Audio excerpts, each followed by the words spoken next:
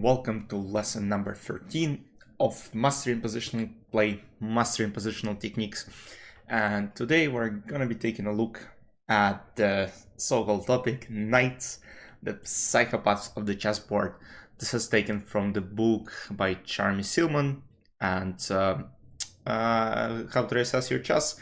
One of the books that I suggest you actually, let's say, purchase on Amazon, anywhere you want, and give it a try. I think it's a great book, and I'll be going over some of the examples from this book because I really enjoyed reading it, and it just, yeah, it helps reassessing your chess in a way.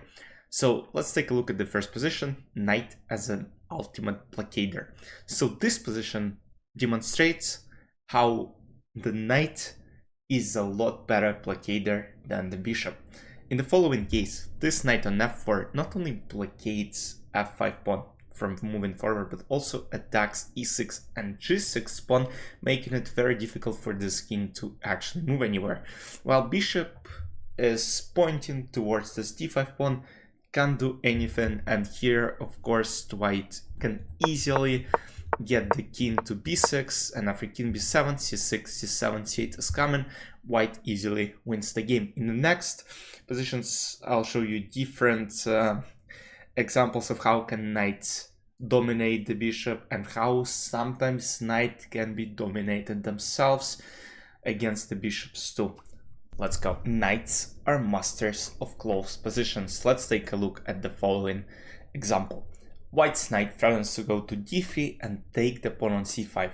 Black's bishop can't do anything. It's blocked by those white pawns, and it's very hard to create any counterplay. So black decided to create something by playing a5, knight d3, a4 takes, bishop d7 trying to take the pawn, and of course knight c5. White wins the game. White captures the pawn, hits the bishop on d7, defends the a4 pawn, then we'll just simply start moving the pawn. It is a win. Let's get to the next position. Knights on the first and third ranks. So in the following example, black have two bishops, they have potential pressure on h2, but here we have knight on the third rank, which is knight c3, and we have knight on f1. And what are the benefits of having knight, let's say, on f1? On f1, it protects the pawn on h2, while the knight on c3 puts some pressure on d5. So despite black having two bishops on the board, those knights kind of benefit in a way and make this compensate for two bishops. Now let's get to the next example. The knight on the fourth rank, and this position demonstrates how knight can be superior to the bishop. In the following case, it has control over c6, b5, b3, c2, e2, f3, f5 square, and black constantly need to watch out for different threats and different jumps. Knight b5, knight potentially can reroute itself somewhere else, but also this knight on d4 blocks crucial isolated pawn on d5. White have a lot of pressure. In the following game, it just probably two results game. It's either white will win or white will draw. Huge advantage, and once again, hope this example shows how sometimes it's very annoying to be in black shoes here. White just, as you might see, the evil bar is just insanely on the white side. It is just very, very unpleasant. Let's get to the next example. The knight on the fifth rank, but in this case black actually have a knight to themselves too, but here our knight on e5 is just more dynamic. It's in c6, d7, f7, g6, f3, d3, g4, c4. The position is very unpleasant for black pieces. White can do a lot of attacks like queen f3, try to take the pawn on c6, potentially attack e6 weakened pawn.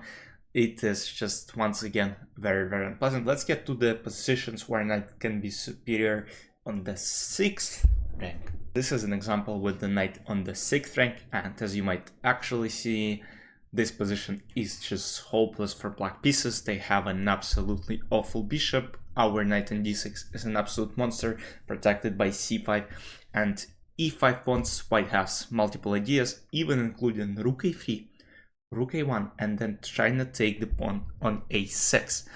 And this just demonstrates that knights might be very, very strong in certain types of positions, but those are not always the cases, as we now will see where knights can be dominated by bishops, by pawns, where they can be completely stuck. Let's take a look at the next three examples. As I said, there are cases where knight can be dominated, and in the following position it's white to play, and they play strong winning bishop d5. And as you might see, this knight on d8 has no squares to go, because we also have a pawn on a file which will be promoted in case this knight is being traded. So black tried to bring the king to the action, but it was too late, as this pawn just moving, and knight on d8 is not able to catch this pawn. It is a win for white. Now let's take a look at the following example, where yes, white have this beautiful knight on f3, but now black played g4. You of course don't go knight h4, because you will just lose a pawn, this position will be lost, so they go knight g1. And after f3 we lock this knight on g1 square. This knight, as you might see, cannot go anywhere. Black are basically playing up a piece. And now the following endgame, for example, is just hilarious. I'm not sure who played it or was it done for educational purposes only, but knight h1 is probably the worst piece the world has ever seen. It has no moves, it is locked by its own pawns, and now there is no way for white to win. This is a black who is trying to win here. King d3, king d1, c2, king c1. We're not going king c3 because it actually will be a stalemate, because this knight has no moves. King e2, king f1, king g2, the knight is trapped. King goes to e4, we take the pawn on f2, promote f pawn, and win the game. Hope you guys enjoyed this lesson. In the next one we will cover the bishops.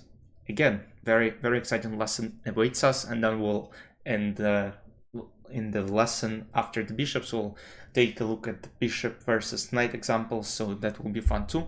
Hope you enjoyed. See you next week. Bye bye.